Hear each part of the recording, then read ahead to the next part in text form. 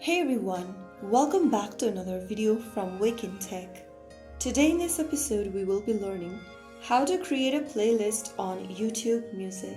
First of all, launch the YouTube Music app open on your device. Make sure that you're signed in with your Google account, and once logged in, browser search for the music content you are interested in.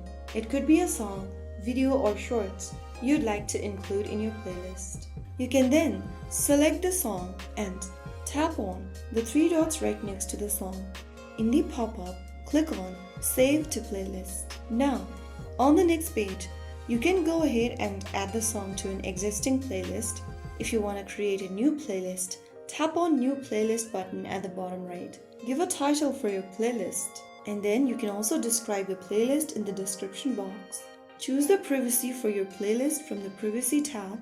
You can also make the playlist public so that anyone can search for it. You can also unlist it or keep it private according to your preference. After you are done, click on Create and you will be able to create a new playlist on YouTube Music. So that's how it's easily done. Whether you are building a personal mode playlist or curating content for your channel, here is how you can wrap up. If you found the video helpful, don't forget to like, share and subscribe to the channel. I will be back again in the next video. Thank you for watching.